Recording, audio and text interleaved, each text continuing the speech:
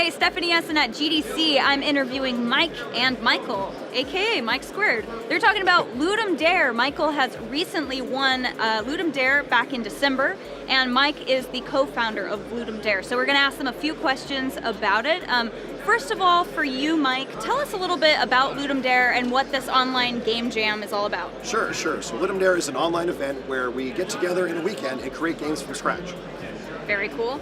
And Michael, how was it as a participant, going through it last year? Oh, it's exciting. It's around 2,500 applicants. Yes. It's great to be part of such a huge online community and working on something in such a short amount of time. Very cool. Can you talk a little bit about Ludum Dare's growth then? I mean, it sounds huge now. Was it back then, or how have you seen its growth? Well, it started out as just a thing some friends and I got together to do. So we were like, hey, you know what? Let's get together and make games from scratch, because why not? And it kind of grew from there. We did our first event. That was a 24-hour event. We realized, okay, 24 is not enough. We bumped it to 48 hours, and that kind of felt like the right time. And we kind of went with that for many, many years. Very cool. Sounds like it's gained some momentum. Yes. And then also with Ludum Dare, question about that. What exactly is the difference between an online game jam as opposed to like a real physical one? Right. Well, the kind of silly way to describe it is that with an online game jam versus a regular game jam. The regular game jam, you obviously you wear clothing, so the joke answer is like you don't even have to wear pants at the online game jam. Awesome. But on a more serious note. On a more serious note. As a developer, how can it differ for them? Okay, well, it means you typically would work with people you're more familiar with. Like if you choose to work with a team, it's often like folks you either built stuff with before or just got to know online and whatnot. Versus like a typical game jam environment where you're kind of would make it paired up with people that you don't know that well. So it's more about doing things with friends or that kind of thing, as opposed to just making new friends. Very cool. All right. Well, it sounds super fun. Pants or no pants, love it.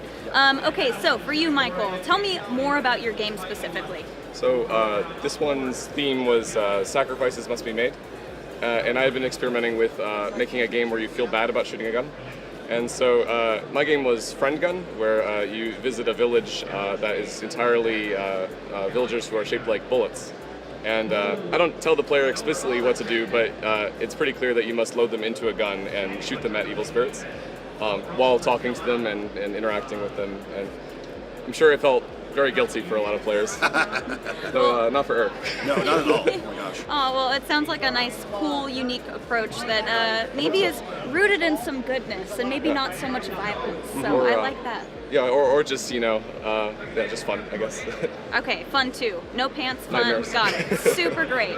All right. Talk about, you both are Intel software innovators. Talk about the program, whoever wants to go first. Sure thing. Well, Innovator program is Intel reaching out to the community, like for game developers and other people involved, and just trying to have a conversation. And it's been really great to do this, to have this conversation, like them interested in what I'm doing, them talking to me about what they're up to, and trying to find the ways that we can cooperate. Very cool. And how about for you? How's the Innovator program been? Yeah, I'm a very recent addition to it, but they've been extremely sweet at Intel about, obviously getting me out to GDC was completely unprecedented to me. But it's interesting, they're being very welcoming to these small indie teams, and that's not something I knew about before. I joined DevMesh, and you see people that are curing heart disease and stuff like that, but for them to be welcoming to indies who are just making a fun little gun game, I think that's very cool. That's awesome. Well, that's how Intel do, I guess. Yeah. So, yeah, very cool.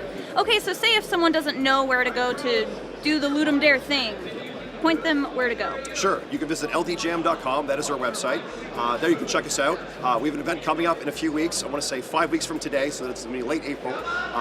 And even if you're not a game developer, it's a really great event to watch. Like, you can see people making games from scratch in a weekend. Like, we have a lot of people live streaming, which is super interesting. We have our blog that you can watch people post the progress of the game, where you see a game beginning as like little squares and pixels, becomes like well-defined characters and whatnot. It's a really interesting thing. So if you're interested in game development, check us out. All right, thanks for that. And how about Friend Gun? Where can people go to learn more about that? You can find it on his website. So just search Friend Gun on the Ludum Dare website. Sounds great. Guys, thank you so much for joining me, and thank you for watching. Make sure you check out the links provided to learn more about Ludum Dare or to play Friend Gun. Talk to you later. Hey everybody, I hope you liked this video. If you haven't seen our other videos on the Intel Software YouTube channel, remember to subscribe and don't forget to leave us a little comment. Tell us what other material you'd like to see and chat with other enthusiasts who watch our shows.